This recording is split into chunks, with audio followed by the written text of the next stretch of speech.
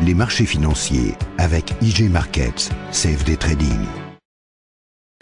Bonjour, c'est Gilles du site boursicoté.com. Voici l'analyse technique du CAC 40 pour cette journée du mercredi 26 septembre 2012.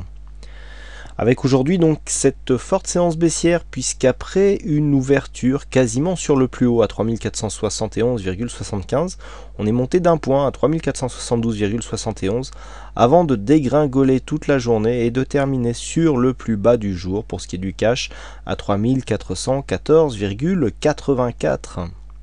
Le CAC 40 perd 99 points par rapport au cours de clôture d'hier, 2,82% de baisse sur cette séance. C'est donc bel et bien une séance donc qui vient ici casser cette zone de support que l'on avait ici aux alentours des 3475.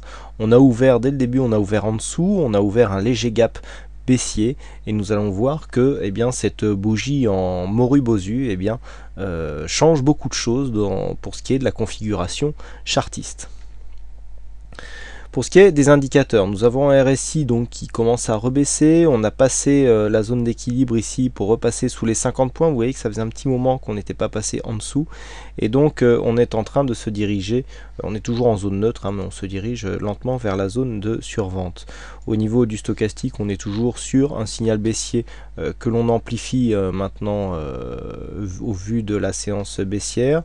Idem pour le MACD, on est toujours ici dans une évolution baissière. Vous voyez que finalement le MACD avait bien anticipé le mouvement baissier du CAC 40 et les volumes par contre sont en hausse, ce qui veut dire que malgré le fait que nous avons quand même les précédentes séances haussières qui ont des volumes largement supérieurs à la moyenne, vous voyez, on vient aujourd'hui marquer une séance baissière avec des volumes légèrement supérieurs à la moyenne, et donc le fait de ne pas avoir une explosion avec une telle bougie, tout simplement dire qu'il n'y avait pas d'acheteurs en face, c'est-à-dire qu'il y avait beaucoup de vendeurs, mais pas d'acheteurs en face pour faire la contrepartie, ce qui explique la bougie que nous avons eue aujourd'hui, avec donc une volatilité qui remonte au-dessus de la moyenne, puisque nous sommes à quasiment 1,7% de volatilité intraday. Alors on termine presque à moins 3%, mais c'est parce que la clôture d'hier était beaucoup plus haut, et comme on a ouvert déjà en forte baisse, on n'a pas les 3% de volatilité qu'on aurait pu avoir.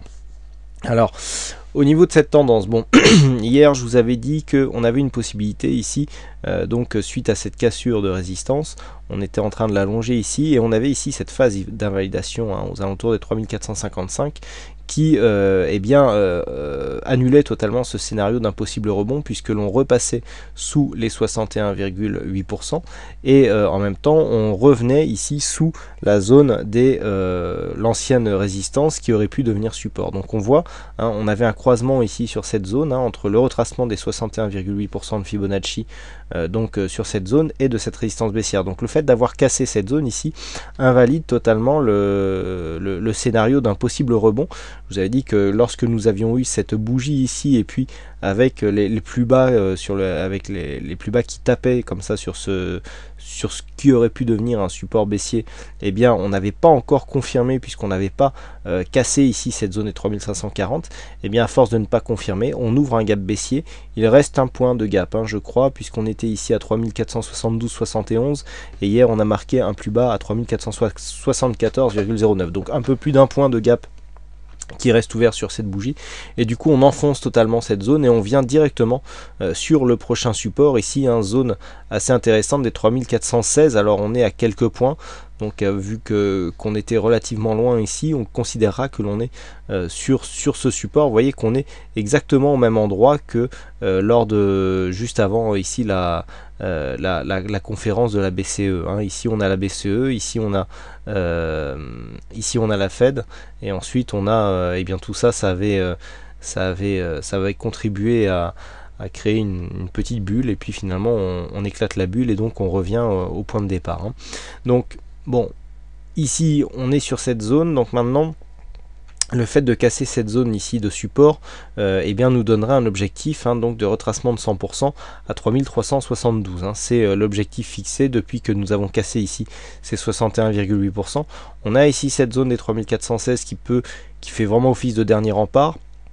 Qui plus est, nous avons la moyenne mobile à 50 jours qui se trouve ici sur cette zone, et qui renforce un petit peu, je dirais, l'aspect support de cette zone, le fait de repasser ici sur cette zone et de revenir ici au contact de la bolle inférieure, accompagné ici de ce support des 3360, alors on est entre 72 et 74, et bien nous donnerait donc bien, alors au niveau de la tendance de fond, il est clair que si on écarte un petit peu, voilà, c'est la zone à ne pas casser hein, au niveau de la tendance de fond. Vous voyez que là ici on continue à marquer un nouveau plus haut. Si on revenait ici sur cette zone, eh bien on serait sur le même point bas. Si on cassait ici la dynamique, donc par les 3300 ici et 3372, avec la dynamique, si on cassait cette zone, là on reviendrait marquer un plus haut que le précédent, mais aussi un plus bas que le précédent. Donc on serait ici dans une phase de retournement moyen terme. Pour l'instant ce n'est pas le cas.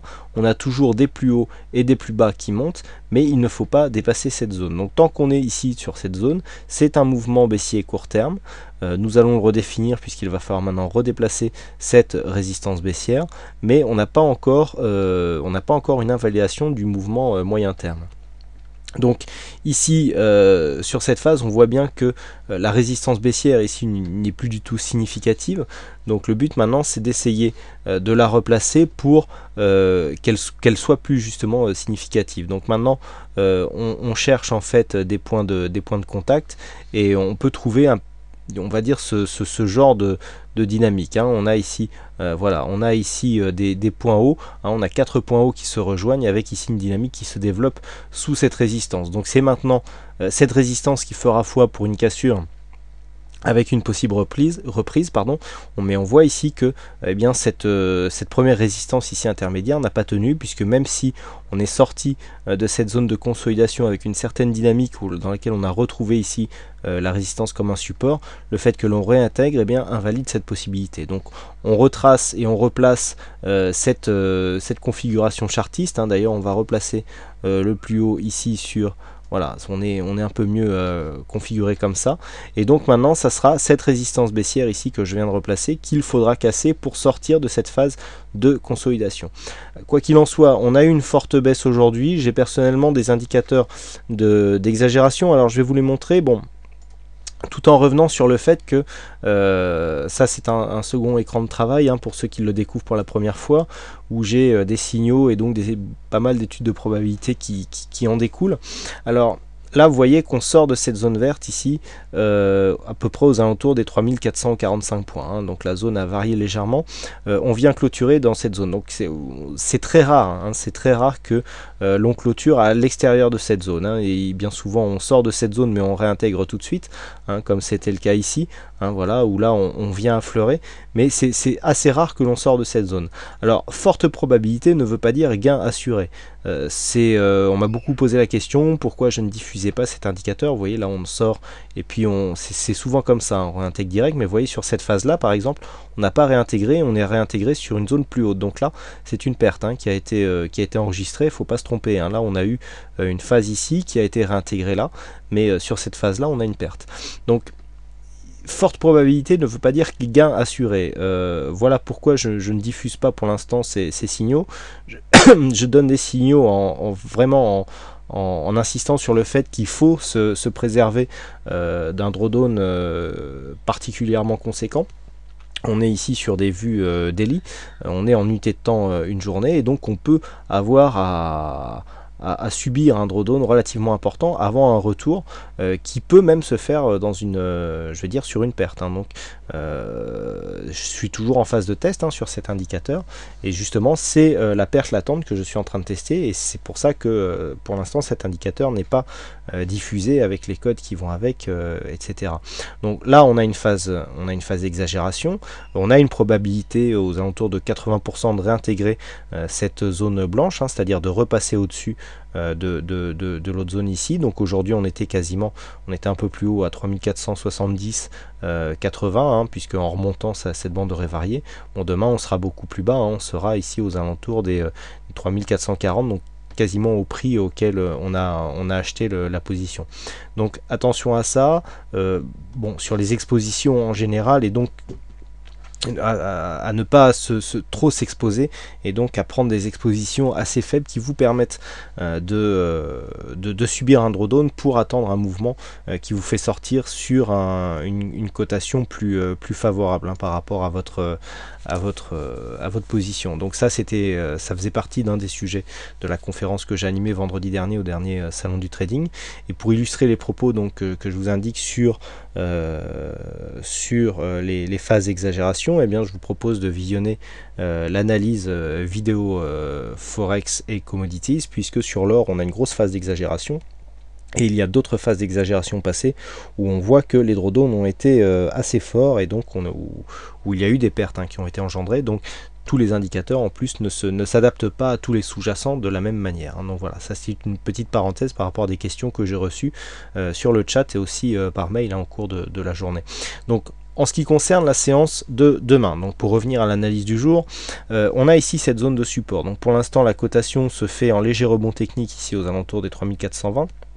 Donc on peut s'appuyer sur cette probabilité pour définir un scénario de retour ici. Donc on peut très bien revenir, alors l'overlap est assez loin, revenir combler le gap ici, il faudrait vraiment qu'il y ait une phase de retournement, mais on peut très bien ici revenir sur le 61,8 en rebond technique, hein. Sur cette phase ici, si on trace, si on fait la moitié, hein, on était ici à 3520 environ et ici à 3415, on sera environ aux alentours des 3465, donc on peut très bien revenir sur cette zone ici qui ferait 50% de cette baisse. On a ici un Moru-Bosu, donc le Moru-Bosu il a une amplitude d'environ 60 points, hein, puisqu'on est ici, on part de 3414 à 3472. Donc on a 58 points, donc 58 points, ça nous fait 29 points par rapport à ce début ici. On est à 3442, donc vous voyez qu'on est sur la même zone que la fin de zone d'exagération, enfin le retour en zone normale sur les bandes d'exagération. Donc on peut très bien imaginer un rebond technique ici sur la zone des 3440-50 qui correspond donc à une zone de possible retour avant une possible confirmation du mouvement baissier. Donc là on serait dans une poursuite du mouvement baissier. Donc tant qu'on ne dépasse pas ici la zone 3440-50, on reste dans un flux baissier. Vous voyez que la baisse ici a été vraiment très forte, et donc tant qu'on ne dépassera pas cette zone, eh bien on restera sous l'influence d'une tendance court terme baissière à forte dynamique. Le fait de repasser au-dessus de cette zone et de revenir ici au contact des 3460 points, il faudra vraiment dépasser cette zone pour combler ce gap ici qui commencerait à invalider le mouvement baissier que nous avons eu aujourd'hui, et donc avec sa dynamique. Donc vous voyez qu'on est très haut, donc mon scénario pour demain est baissier, même si on attend plus un rebond technique, hein, mais on reste orienté à la baisse, donc sous 3440, avec un début d'invalidation ici sur un début des 3460, et donc possible comblement du gap aux alentours des 3475, hein. Donc voilà comment jouer la tendance sur la prochaine séance. Voilà. Et donc en ce qui concerne un possible dépassement des 3414, il peut se faire directement, et donc dans ce cas là, si on confirme ici un dépassement, puisqu'on voit qu'on est aux US sur un mouvement qui est vraiment très dynamique, hein, c'est accompagné par l'euro-dollar ici, eh bien on aura un objectif ici de trade à 3372 points, hein. Cet objectif ici est confirmé par une zone de précédent point bas. Nous avons la bande de Bollinger inférieure, donc énormément d'éléments techniques qui pourraient ici, qui seraient susceptibles de ralentir un petit peu la baisse de l'indice parisien. Voilà ce que l'on peut dire donc sur cette analyse technique du CAC 40. Alors aujourd'hui c'est Nico qui a gagné au jeu du fixing, donc Nico donc qui rejoint les trois ex-aequo pour le classement mensuel. Donc je rappelle que le vainqueur du classement mensuel pourra prétendre à une formation gratuite de 30 minutes assurée par mes soins, hein. Donc c'est une nouvelle règle donc au jeu du fixing où les personnes qui participent, hein, selon certaines conditions, eh bien, peuvent bénéficier d'une formation gratuite fournie par mes soins. Voilà donc ce que l'on peut dire sur cette analyse technique du CAC 40. Donc il ne me reste plus qu'à vous souhaiter à toutes et à tous une bonne soirée, bonne chance dans vos trades futurs, et je vous donne rendez-vous dès demain pour d'autres analyses techniques en vidéo. Bonsoir à tous. Les marchés financiers avec IG Markets, CFD Trading.